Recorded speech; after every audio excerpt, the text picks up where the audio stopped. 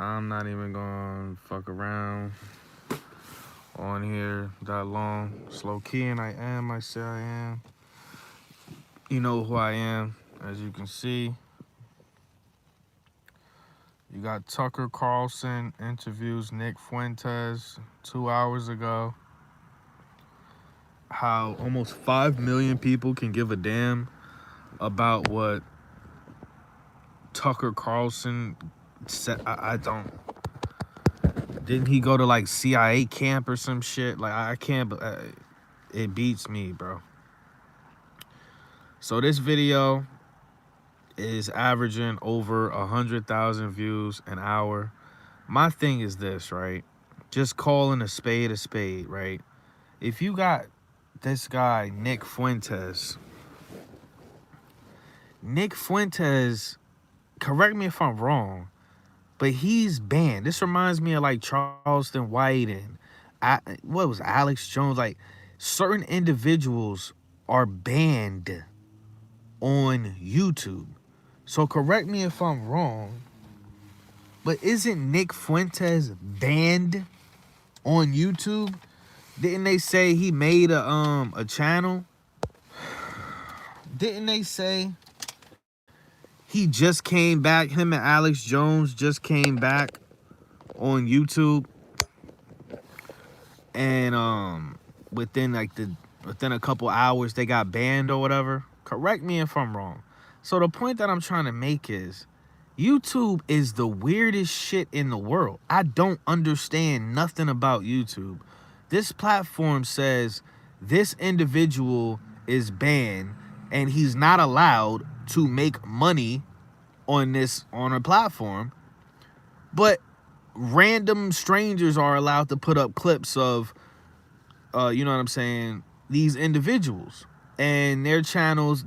I guess maybe their channels are demonetized or whatever, but I don't. YouTube makes no logical sense, and it never has. And I'm just like, okay, so even going back to PBD, Patrick Bet, whatever his dumb ass name is, PBD. If Nick Fuentes is banned by YouTube, where he's not allowed to go live from his own channel, he has to go live on Rumble, then my thing is like, how is he allowed? One, how is it allowed that people are putting clips of him on YouTube? Number one, if that's the case, let him have his own channel. And number two, if he's doing interviews with these other content creators on YouTube that are monetized, how is he not getting their channels taken down, blacklisted, blackballed, terminated, demonetized? In theory, if we going along like some sort of logic, Nick Fuentes should get Tucker Carlson demonetized, or at least the video. I'm trying to understand this shit. You know what I mean? Because it's like certain people, when you have them on their channel, I just don't get it. Like Charleston White is a perfect example. He can't even make his own channel, but he can do interviews on another person's channel and still make money. I don't understand YouTube at all. It makes no sense. If that's the case, why not allow them to have their own channel? I don't get it. It doesn't make any fucking sense. So I'm gonna listen to a little bit of this, but you gotta remember, this is all, you know what I'm saying? Because I don't know Nick Fuentes like that. I just started listening to Nick Fuentes like maybe 2 months ago. I've only been listening to this dude and actually like taking him seriously for like, and not even taking him seriously, but just listening to his talking points for like 60 days. I don't know his background. I don't know what the buildup was. I remember he went on Beanie Boys podcast with Kanye. But I don't know shit about Nick Fuentes. I won't sit up here and lie. You know, I don't know his true motives. I don't know, apparently he was fucking with Trump and then now he's not. I appreciate him being honest and truthful about Trump. Um, but you don't know somebody until you know their intentions. It's as simple as that. It's as simple as that. Fuck, people say actions speak louder than words. Fuck your words, fuck your actions. What are your intentions? That's the hardest read. You know what I'm saying? I mean, I don't fall for anything. I don't trust none of these niggas anyway. I'm just confused on how, and I'm not really confused, but I'm just asking a question. How is this dude he's not able to have his own channel, but he can go on other people's channels and he can have his content clipped all over a platform that literally does not want him there or does not want him making any money or anything. I don't get it. I don't understand that shit. And like I said, CIA camp over here, Tucker Carlson, these people have no power.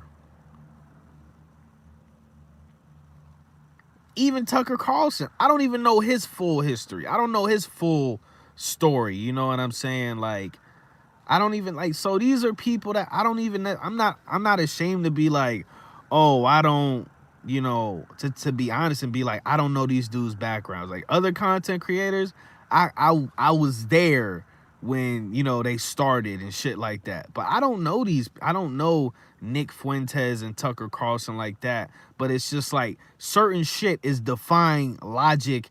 And this is some anti-common sense, you know what I mean? Like, shit going on here. It doesn't make any sense, man. And they're doing this for the views and they're doing this for the clout and they see people, you know what I mean? Like, and there's nothing, they're not, it don't matter what these people say when they're in their little podcast room and shit. It don't matter what they say because these people Nick Fuentes probably never been in a fucking physical altercation in his entire life. I doubt Tucker Carlson has ever swung on anything in his entire fucking life. Maybe they have. I just don't get, I don't get masculine, like, like I'm watching a video of Nick Fuentes earlier, and he was talking about how there's no audience for people talking about we need to unalive, people in the government and stuff like that. And I'm like, what the fuck is he talking about? I'm probably not allowed to say this, right? Because he was saying it's evil. Nick Fuentes was saying that it's evil to talk about unaliving, certain people. But here's my perspective. I don't think it's evil to unalive an evil person. I'm not saying that I'm qualified to unalive an evil person. I'll be completely honest with you. I'm most likely 99 to 100% not qualified. Like, that's not my, that's not up to me. You know what I'm saying? But I do not believe that it is evil to unalive an evil person. I'm going to be completely honest. He said, this nigga Hurricane said, facts, but I'm qualified. So it's like, this guy, man, I'm gonna have to, I don't know who this person was on IG, but he was like, violence. He was like, there's nothing is gonna change against, we exercise violence. That's what he was saying. He was saying that, motherfucker said unalive a politician. It is like, it's just crazy because they don't have no problem killing us, man. I'm delivering food all day. I was at McDonald's, I'm back and forth to McDonald's sometimes. And I'm just like, and it's our fault, but I'm just like, how can you people eat here? Fucking 2 minutes of research. 2 minutes of research, you're voluntarily eating fucking poison. And they're selling it to you with a smile on their face. And I'm just like, this is insane. Zero discipline. Like, I go into the fucking store. I go into a store full of processed poison. Let's have a real conversation. A store full of processed poison. All of these big-ass advertisements, consume, obey, stuff your face, eat this, right? I walk out the store with a big-ass bottle of fucking alkaline water. You know, and that's discipline. That's discipline on every level. Nah, I'm not gonna get this processed bullshit. I'm not doing it. I'm walking in the store. I'm not gonna, fall victim, to what they want. No, I walked up in the store, grabbed me some fucking alkaline water. I walked out the store. While everybody else immediately becomes in that trance. No, I'm better than that, and I believe we're better than that. You know what I'm saying? Now, I ain't gonna lie, like, you know what I'm saying? Like, I fucking eat snacks and shit.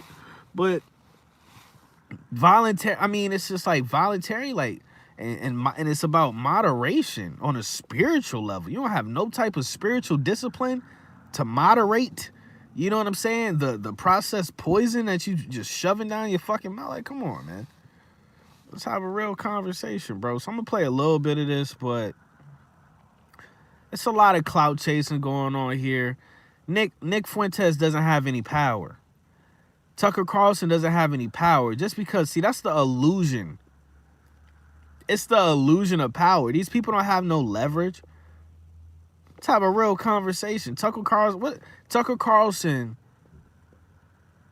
can't make shit happen. He's just entertainment. Nick Fuentes, I'm going to be honest. Nick Fuentes, if anybody right now it might be dangerous to the whole, to the whole little political, fake political world. It's between, Candace Owens and Nick Fuentes, because they get in the most numbers. You know what I'm saying? But the thing is, they don't have no solutions, and they not about that life. Let's have a real conversation. They're not about that life. Tucker Carlson isn't gonna die for you. And Nick Fuentes, he's on record saying, we're not supposed to be talking about unaliving people and stuff like that. But these are evil people. You know what I'm saying? So Nick Fuentes, he's not about that life, and Tucker Carlson isn't about that life. I respect people I just can't help it. It's just the way I'm built. I respect people that are willing to do whatever it takes, even if you have to sacrifice yourself for the greater good. You know what I'm saying? I respect people like that. I don't respect people that come on the internet and just run their fucking mouth, run up views, and everything sounds like a echo chamber, and nobody has solutions. I don't respect shit like this. It's just entertainment. I saw something on YouTube where they were like, oh, we're gonna have a Tucker Carlson and Nick Fuentes watch party. I'm like, this is gay. Like, this is dead ass gay. Like, it's 2025 and you got grown men having watch parties for fucking shills. For fucking shills and agents with no power. I'm like, this is gay. There's no other. This is fake gay, retarded. The distraction is a waste of time. It's like, and not even trying to be disrespectful when I use the word gay. I mean gay in the sense of retarded. Like, that so many people care about this shit. They're averaging over 100,000 views. This shit is gonna get 1 million plus views. I think when Nick Fuentes went on PBD, it got like 2 million. I'm not trying to hate, but I'm just like asking a genuine question.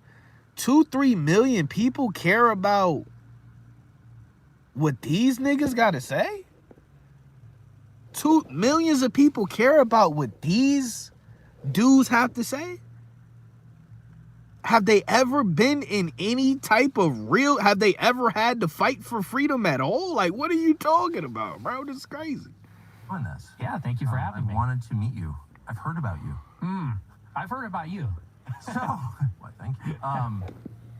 I want to understand what you believe, and I want to give you a chance in a minute to just lay it out, not what you're pivoting against, which are a lot of the same thing. I agree with you on some of the things you're pivoting against for sure, but what do you affirmatively believe? So I just want to stand back and let you explain it. But first I want to understand how you got to where you are, how you became Nick Fuentes. So this is my understanding of your life arc, and tell me if I'm wrong. You show up at Boston University. You grew up in a suburb of Chicago, kind of working class, western suburb, and you show up at Boston University in the fall of 2016 at the height of the battle between Trump and Hillary. It's like this kind of pivot point in history, and you show up with a MAGA hat, and you have a Trump hat, and you have like basically off-the-shelf Republican views? Yes. And so describe what the views that you had then, and then describe what happened. What the fuck is this? Oh my God, this dude. And I'm gonna be honest with you, bro. I don't trust no nigga. I'm gonna keep it a buck. It's something in my soul. I don't trust no nigga that be wearing them fucking them vest shits. I don't trust no nigga that be wearing them vest shits. You know, I don't even know what they call jacket vest shits. Like, get the fuck out of here, man. All right. This is fucking ridiculous, because that's what was popular at the time. If you went online in the early 2010s, that's all the conservative content there really was. That was the most extremely online type stuff. Libertarian economics. Well, yeah, basically, kind of the remnant of the Ron Paul revolution. Yes. The Young Americans for Liberty, PragerU, which kind of skews a little more, I guess, conservative, but very basic, small government, individualism, libertarian type stuff. So you watch PragerU videos? Oh, yeah. I was in the Prager Force. What's that? It's a Facebook group for college kids, and they promote the PragerU videos. Wow. To the college students and high school students. So you really were a product of the moment. Absolutely. And how'd you feel about Trump? Well, initially, I didn't like Trump. When the primary started in 2015, I considered him to be a statist. Yeah. Which sounds so ridiculous now. No, a lot of people thought that. Yeah. And I was a libertarian, so I saw him as a big government, 1990s liberal. When he was asked about health care, he said, well, we'll take care of everybody. But he wore the hat. If you wore the hat, you voluntarily joined a cult. You psychologically said, I want to join this cult. Let's have a real conversation. And I'm not putting it past nobody.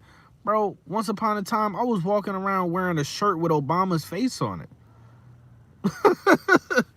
This is before I woke up. But did I vote for the nigga? Hell no. Because I would never vote for anything. I just feel like a bitch standing in line voting for another grown man. Like, that alone, I'm like, that's just stupid. I'm a grown man. I'm going to have to lead myself. Why do I don't need a leader. I'm supposed to be my own leader. You're a grown fucking man. I don't understand that shit. Grown men standing in line. You know what I mean? Like, I want you to be my leader. Like, you gay, nigga. I said But he's on a psychological level. He made up in his mind like that he wanted to be a part of the MAGA cult. You know? So it's like, that's a red flag. You know, and I'm not saying that maybe he climbed out of that shit. That's the best way to speak from experience is when you do fall victim to certain things and then you do have experience on working your way out of it. But at the same time, man, a lot of people I know, we saw right through Trump when the first term when he never locked Hillary up. The first term when he never locked Hillary up. Joe Biden still didn't get locked up for all the shit he was doing, him and his son with Ukraine, his crackhead ass son. Rand Paul guy, Ted Cruz guy, those were kind of my people back in 2015. You like Ted Cruz? I was a cruise missile. Does Cruz know that? I don't think so, no. I was actually on his campaign. You were on the Ted Cruz campaign? I don't know if I was on the campaign, but I door knocked in a little village in Chicago, in McKinley Park. for Ted Cruz No way. in the Illinois primary. Did he write you a thank you note? No, I didn't get a thank you. You said Hunter is. He lost. You said So Hunter is dope. No, he's on the dope.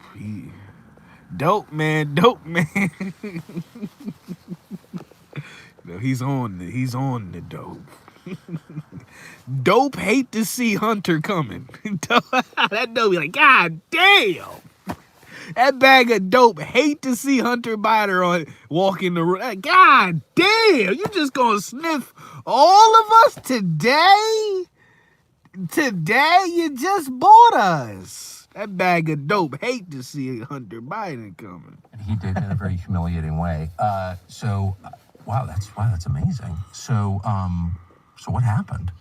So I, like everybody else in 2016, went through this ideological awakening. And first I shifted to Trump. And the first realization that I had is it started in 2016, actually, because the primaries, started in 15, around April or May, I think was the first announcements.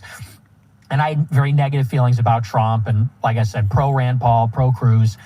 But when the actual Iowa caucus happened and the primaries began, I saw that Trump was dominating. And every night in the Super Tuesday, when they had all the big contests, one after the other, I remember the media was furious that he was winning one after the other.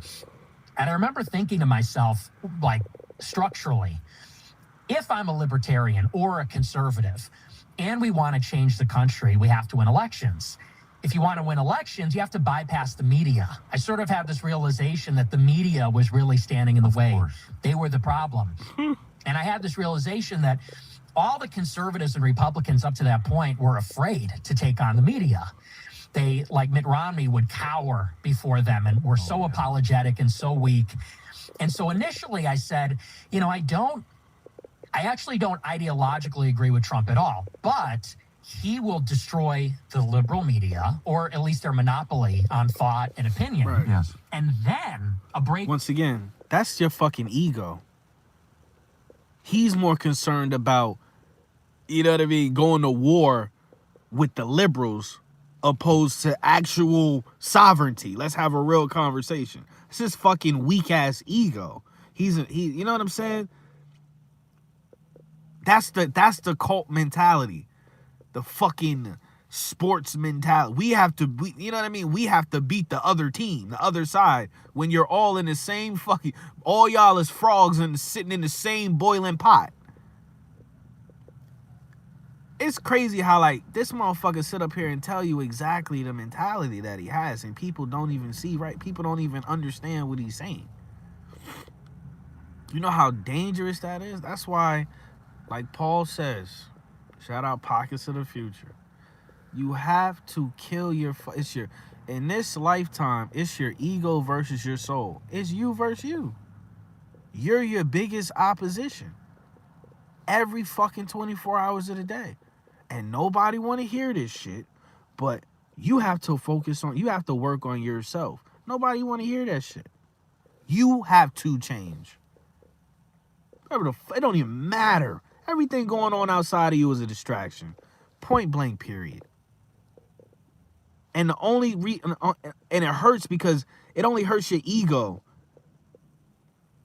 Because you think this shit actually matters. Everything outside of you is a fucking distraction. I don't give a fuck. Your family, your friends, I don't care. Shit, your kids, nigga. Let's have a real conversation. You are here to reconnect with Source. That's it. That's it. And hopefully, when you transcend or whatever, you remember, okay, we not doing that again. That's it. And figure out a way to, which sounds so stupid, but monetize. You got to monetize your gifts, talents, skills that are divine. You know what I'm saying? Regardless of what it is, because, you don't have these talents for no reason. Let's have a real conversation. So this dude is sitting here telling you right now, Nick Fuentes definitely has, a bit of an ego. Let's have a real conversation. Can occur.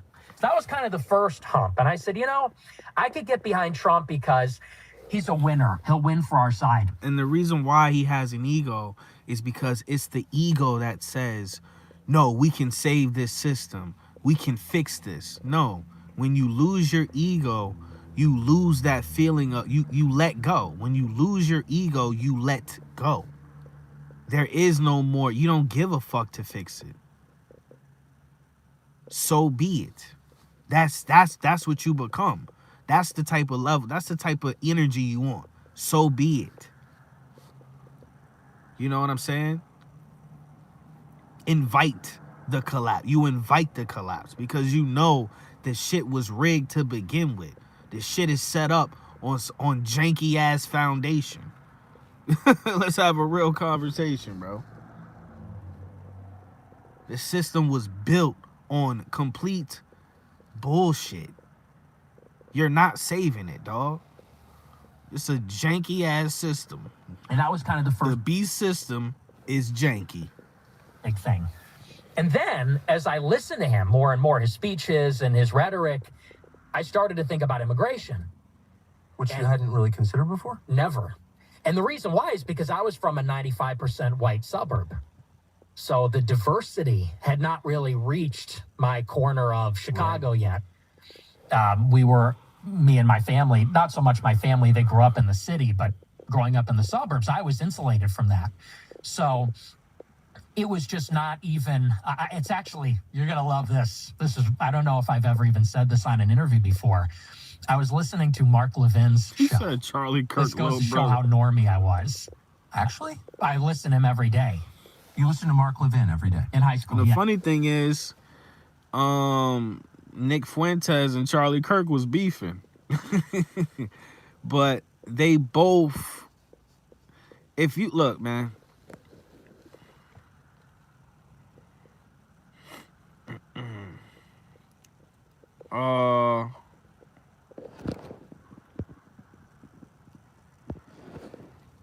Anybody that supports the left-right paradigm,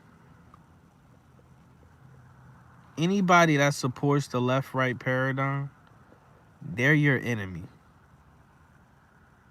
Anybody that feels like this system can be saved, they're your enemy. They're gonna snitch on you. They're gonna rat you out.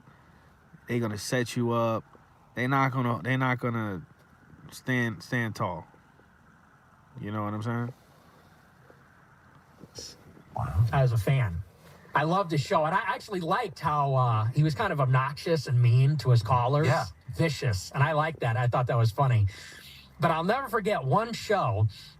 He goes live, and he says, America's becoming a majority non-white country. Does anybody think that's a good idea? And I was thinking to myself, yeah, that actually doesn't sound so good. I didn't really even think that America's becoming majority minority like that. Wait, so you were radicalized on race by Mark Levin? Yes. Are you making that up, or that's a real story. Amazing? Mm-hmm. He planted the seed, at least. And then I saw a graphic on 4chan or Twitter, and I'm sure you've seen something similar. It said, this is what the map looks like, the electoral map. If only men vote, if only women vote, if only whites vote, if only non-whites vote. And it became very obvious what the electoral problem is. It's demographics. These immigrants are coming here. They're going to turn Texas blue like they turned California blue. Yeah, I saw it happen. Yeah, and you look at even the opinion polls. These people don't believe in free speech. They don't believe in the Constitution. The Second Amendment is libertarian. The things that are, and as American, things that are important to you, they don't believe, they don't understand these things. And so I said, that's another political obstacle. You've got the media, you've got immigration. So I'm thinking like, well, we're going to vote for Ted Cruz. He's going to be the constitutionalist. We'll vote for Rand Paul. He'll be the libertarian. But what stands in the way of political power for us? It's the media and it's immigration. So I said, well, we got to get Trump to beat the media, build the wall, deport the illegals. And once we set the country straight, then we can actually have our constitutional republic back. That was kind of the idea. And that's the mindset that I had going into college. Amazing. So then what happened? So I go to college, and I'm just at that point a huge Trump supporter. And you got to understand, for me, for my generation, so I was 18. I turned 18 in August 2016. And to us, That's Trump, amazing. yeah, well, because we're like the first generation that was influenced by Trump coming Yes. of age in that moment. I say it's amazing because when you're living in something, you don't appreciate its full significance. But to be 18 in August of 2016, so this really is, as you're forming your views and really yourself Yes. in the Yeah. middle of this. We'll admit that we are not the most disciplined There it is. snackers. When the pantry There you calls, go. we answer. It can be cruel, but what if there was a way to snack like you want to snack and not deal with the Nigga didn't put up. What was that? Is that 2 commercials already? Is that 2 commercials already? 8 minutes into the video, or is that 1? consequences? Heaviness, bloating. Ingredients: potatoes, sea salt, grass-fed beef tallow. Delicious. No crash. No online. Kids, teenagers that supported him, we really believed the hype. Like Teflon Don, like he could go into any scenario and win. Like he was unstoppable, unflappable. Nobody could score points on him. He just seemed like, you know, they said you can't stump the Trump. Like he could not be stumped. And so he just had this aura of inevitability. Once again, that's bullshit. Because Donald Trump had how many companies go to complete shit? This is all narrative. This is all delusion. He's had how many businesses go to pure shit? And correct me if he's wrong. Didn't he have to file bankruptcy like multiple times? What are you talking about? Invincibility, and I loved that. And so I went to Boston University. I got on campus in September, and I was wearing my MAGA hat everywhere, in the dining hall, walking down the street. And it's a city campus, so you're walking down Commonwealth Avenue, and you know you're in the city of Boston, which is super liberal. I'm gonna tell you about the mind of like somebody that's stuck in their ego, right? So for somebody like Nick, right, his whole kind of like identity, when he's wearing this hat because he feels proud to be a part of something. He feels he's high off that hopium. Let's have a real motherfucking conversation. He's high off that hopium. He's hoping that Donald Trump does all these things that he's talking about. And he feels, you know, like that was his tribe at the time. Like, so he felt proud. It's all ego. But also, when people might disrespect him or look down on him, you know, it also feeds his ego because he probably feels like, you know, he probably feels different. He probably feels unique. You know, he probably feels like, you know, oh, you guys are all the same and I stand out. When in reality, you're just another left-right paradigm zombie, you know? So it's like, that's why it's so important to constantly, every day, you got to hack away at that whatever paradigm you trapped in, and you got to constantly reshape your own perspective, you know, in life. You got to constantly be reshaping it, analyzing it, you know what I'm saying, getting it right. Let's have a real conversation, man.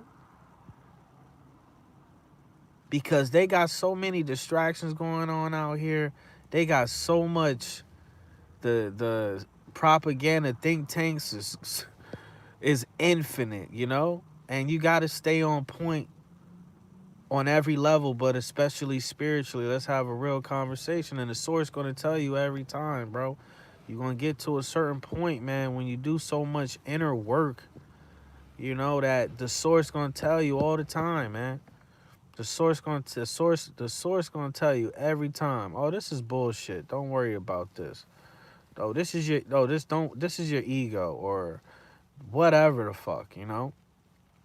And I feel like that's just it's a very like you know, typical like character type. You know, people that like when they get what's that called? When they get, damn, I can't think of the word. when certain people get criticized, they take it as, they take it as, oh, I like it. They take it as it's a good thing because they feel like, they're doing something different. And we live in this fucking dumbass world where everybody's trying to be different. Nobody, like the average person isn't like naturally, organically unique or different anymore. The average person is like going out of their way, trying desperately to look different, sound different. And when everybody's doing that, you ultimately all fucking look alike and sound the same. You know what I'm saying? Look at all these dumbass rappers that try to be different. When these rappers try to be different, what's the first thing they go out and do? I'll wait.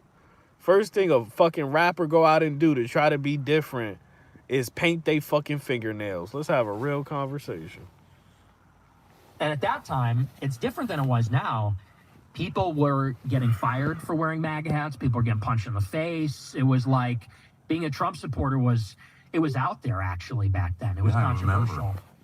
It was controversial everywhere, not even, just in liberal Boston. Put a dress on. Because I was wearing my hat everywhere, and I was just getting accosted constantly.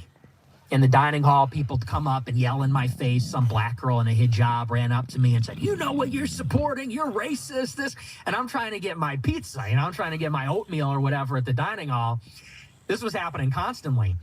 And so I was going then on Twitter, and I had a small Twitter account with my real... And also, attention. That's the most fucking, when it comes to the ego. Man, nigga, message. When it comes to the ego, that's the most motherfucking valuable currency known to mankind. Attention. The ego, a person trapped in their ego, they hate when people just look through them like they don't matter. They hate that feeling of being forgotten. A person trapped in their fucking ego, man, oh my God. That's their kryptonite, being forgotten. Name and face, and I had, maybe 200 followers, and I'm posting about my experiences. And I caught the attention of a lot of people on campus for wearing the hat, for posting on Twitter, and they found my Twitter. You've only been there like a month? Less weeks, maybe 3 weeks. This is starting to kick up. And I catch the attention of my peers, and they start going at me on Twitter and giving me death threats. "We're going to kill you. How dare you? If I see you, I'm going to beat your ass," that kind of thing. And some people have the personality type. It's called, these motherfuckers call it now, they call it rage baiting. Some people have those natural personalities, characteristics of an instigator. That's what we used to call it. Somebody that loves to instigate shit. Somebody that thrives off that eats. Like, it's like loose, nigga. They just eat off that negativity, you know what I mean? Triggering somebody. They eating off your energy. And some people just naturally like that. You know what I'm saying? Nick Fuentes could just be somebody like that. He could be they call it a troll. Okay? And how do trolls eat? How do you feed a troll? How does a troll... What consists of a troll's diet? Your fucking energy. Your reaction. He could just be one of those... That could just be his personality type. Let's have a real conversation.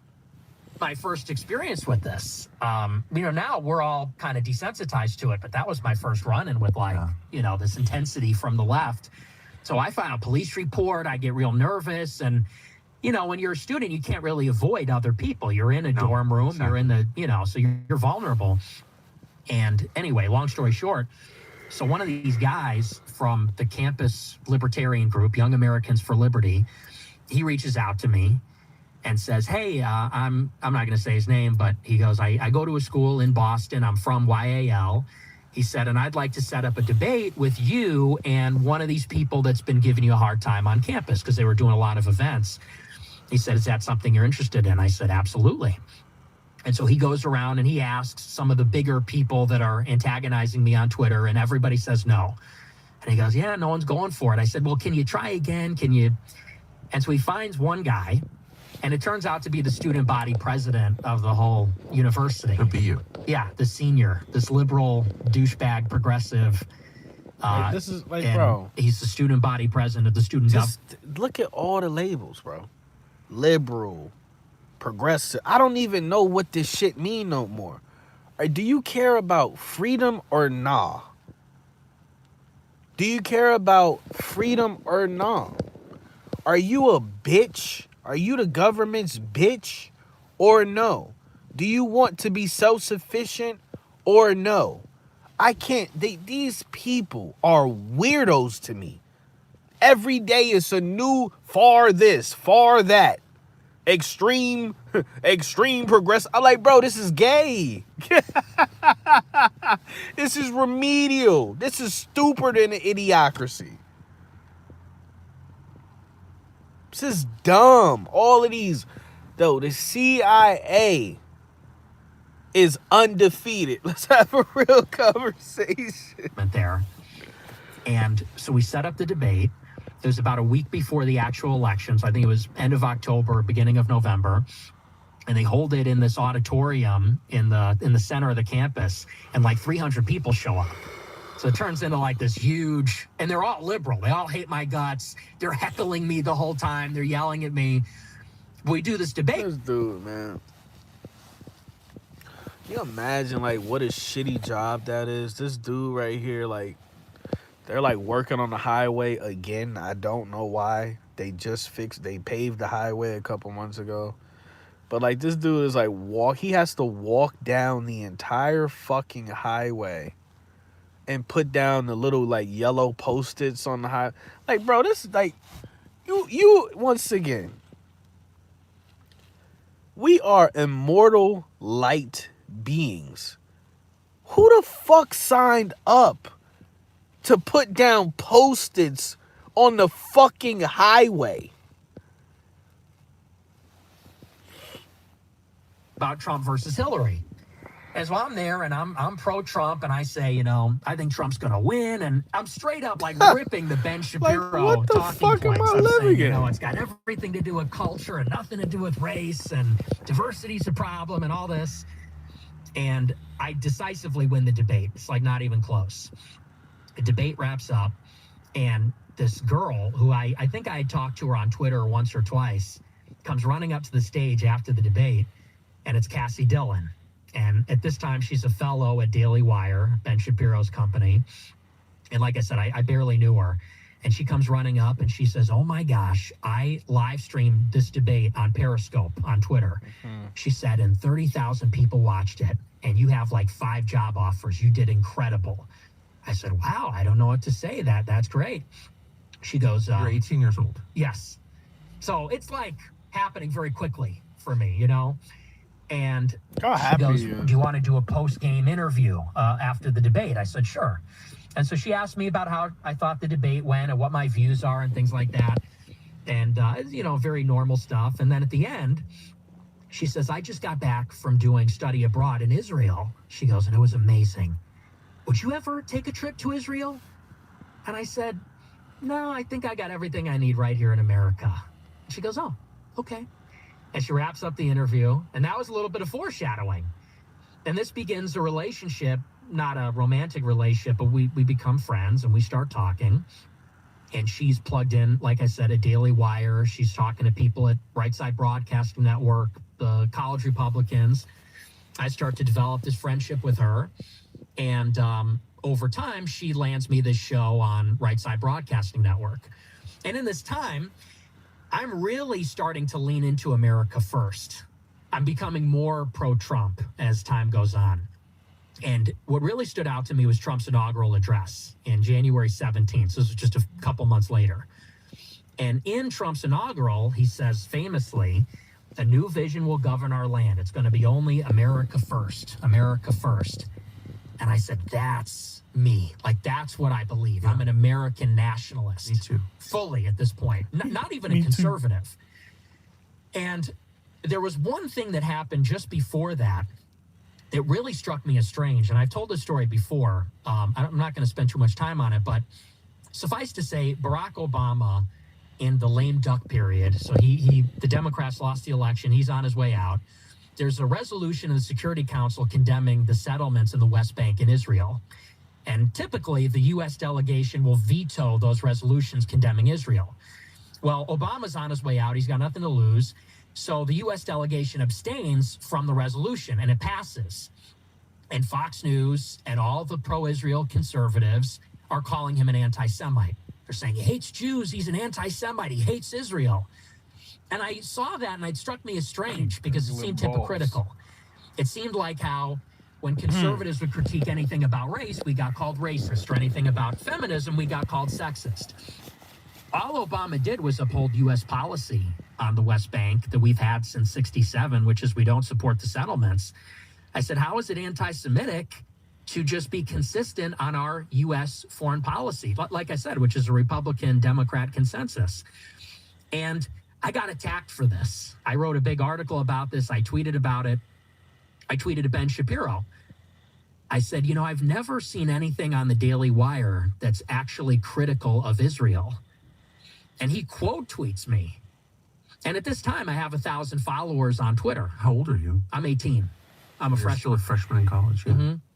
And this is even before. So the thing is, like, this is the backstory. Like, for somebody like me, when I do give a fuck, I actually, like, I need to know the subtlety. I need to know everything. I need all the information.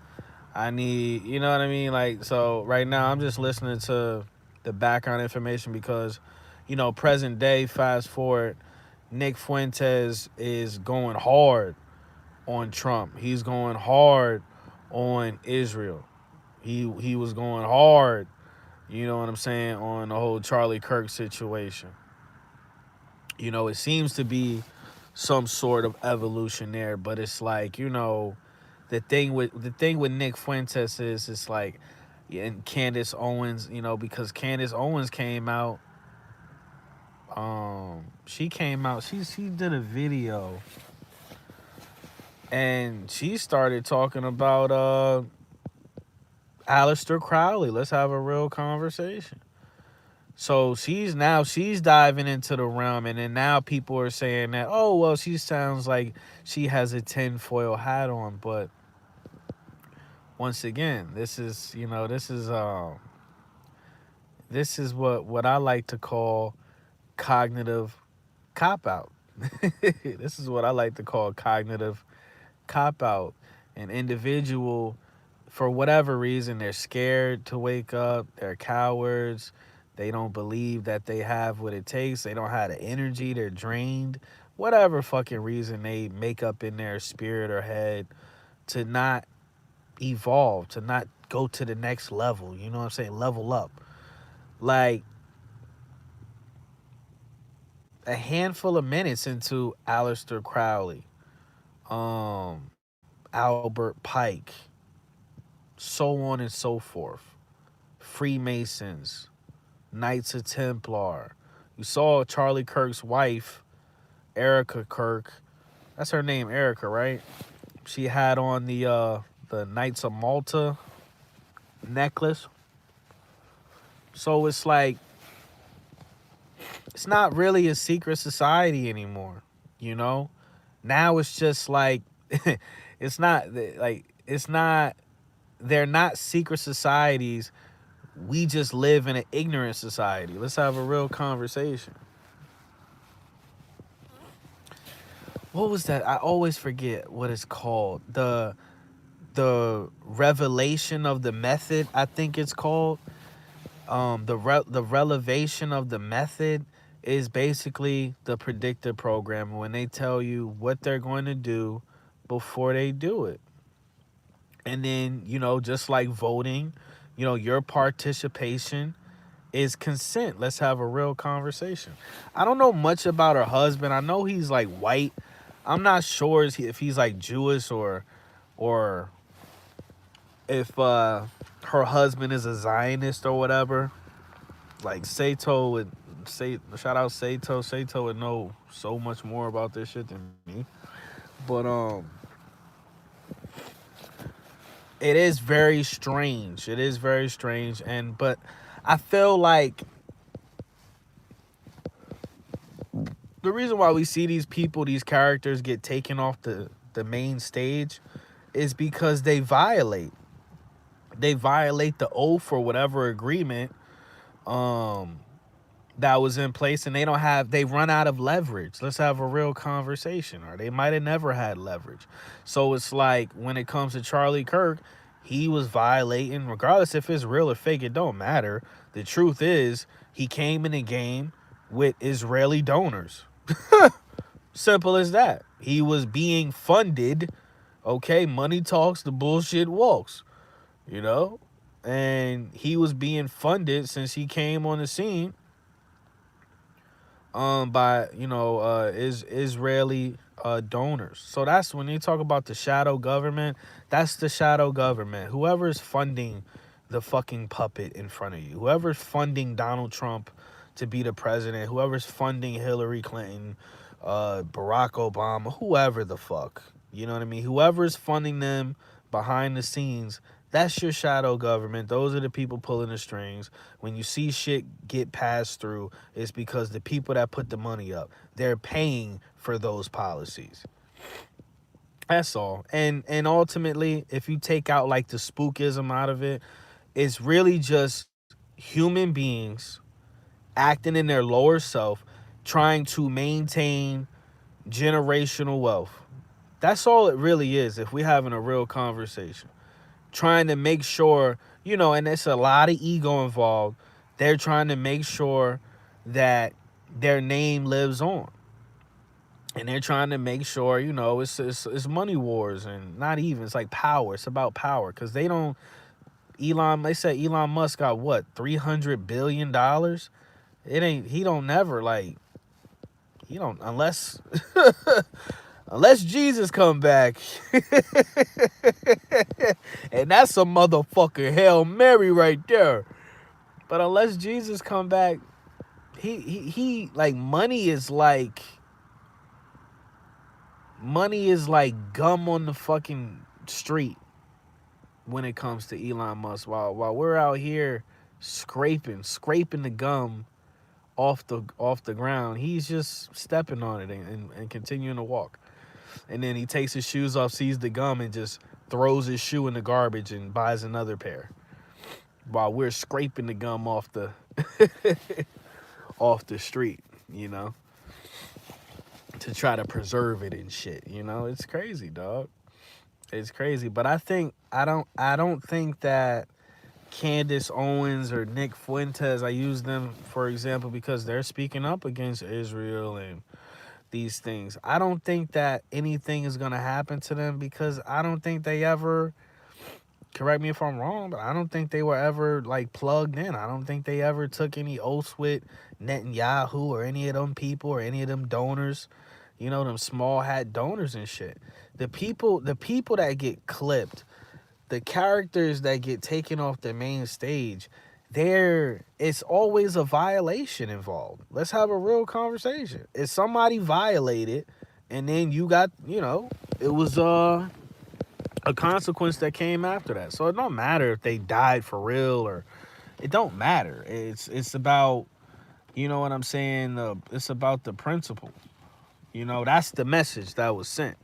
It was like, you came in the game, we were supporting you as far as Charlie Kirk, and then you turn around and said, Jeffrey Epstein was a Mossad agent. You're like, oh, whoa. Hashtag too much truth. Let's have a real conversation.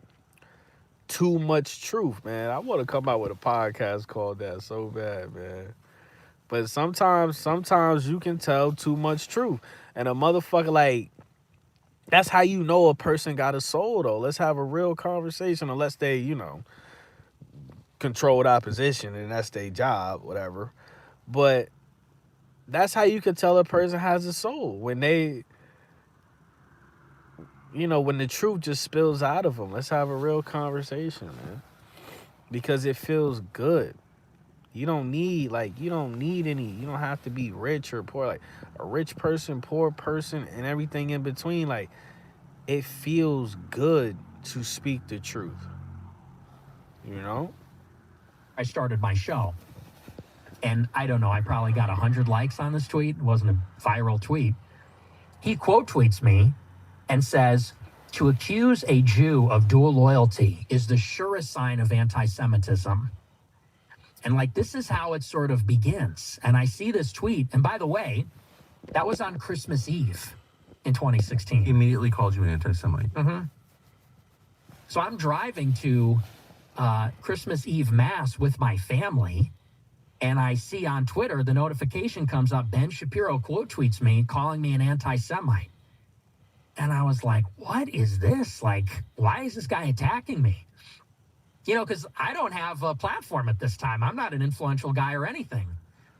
And so then I put out another tweet, similar. I said something like, I'm only going to be on here 5 more minutes, but it's solutions out there, you know, and, you know, if we just being honest.